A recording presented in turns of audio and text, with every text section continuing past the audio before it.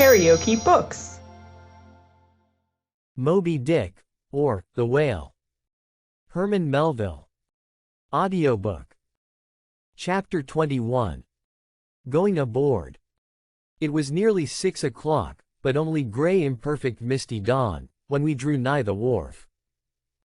"There are some sailors running ahead there, if I see right," said I to Queequeg. "It can't be shadows. She's off by sunrise, I guess. Come on." "Avast!" cried a voice, whose owner at the same time coming close behind us, laid a hand upon both our shoulders, and then insinuating himself between us, stood stooping forward a little, in the uncertain twilight, strangely peering from Queequeg to me. It was Elijah. "Going aboard?"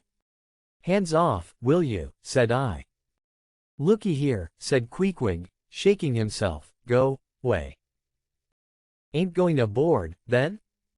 "Yes, we are," said I, "but what business is that of yours?" "Do you know, Mr. Elijah, that I consider you a little impertinent?"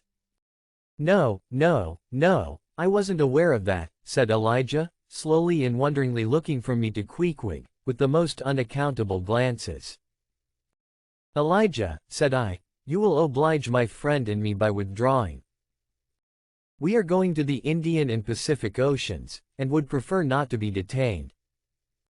"Ye be ye? Coming back afore breakfast?" "He's cracked, Queequeg," said I. "Come on."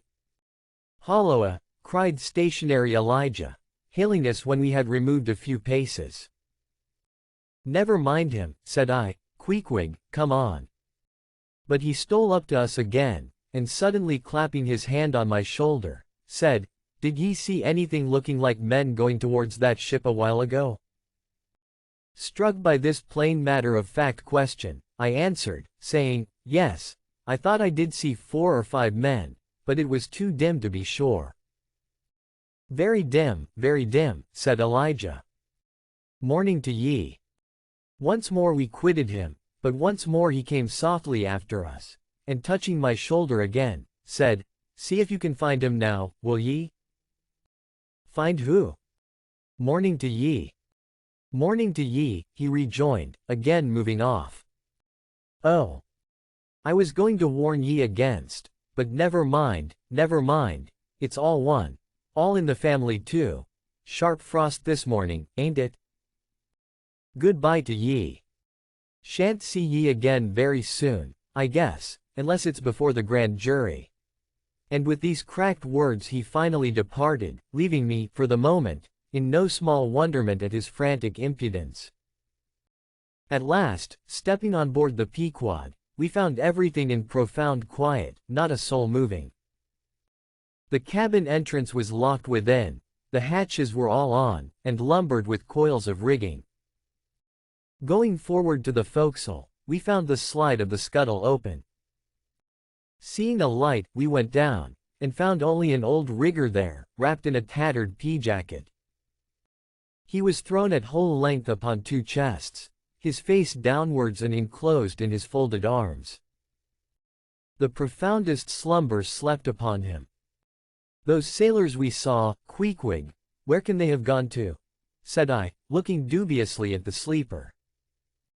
But it seemed that, when on the wharf, Queequeg had not at all noticed what I now alluded to. Hence I would have thought myself to have been optically deceived in that matter, were it not for Elijah's otherwise inexplicable question. But I beat the thing down, and again marking the sleeper, jocularly hinted to Queequeg that perhaps we had best sit up with the body, telling him to establish himself accordingly. He put his hand upon the sleeper's rear, as though feeling if it was soft enough, and then, without more ado, sat quietly down there. "Gracious! Queequeg, don't sit there," said I. "Oh. Perry dude seat," said Queequeg, "my country way, won't hurt him face." "Face," said I, "call that his face?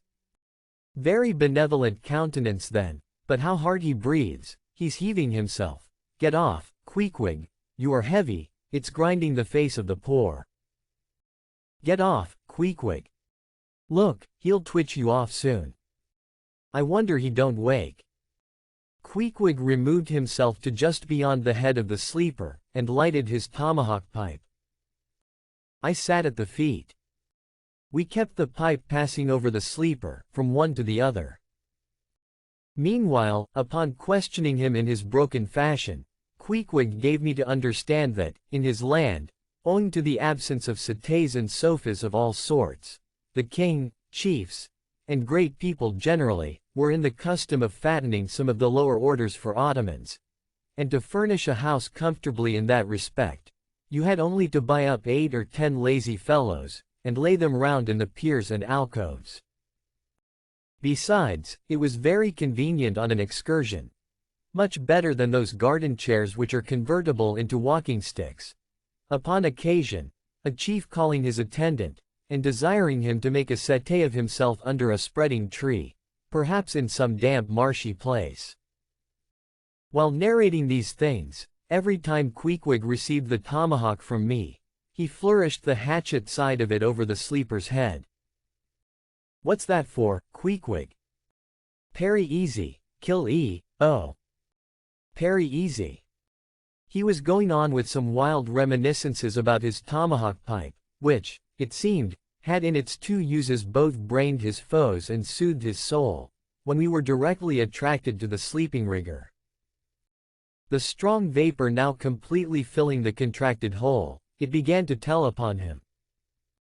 He breathed with a sort of muffledness, then seemed troubled in the nose, then revolved over once or twice, then sat up and rubbed his eyes.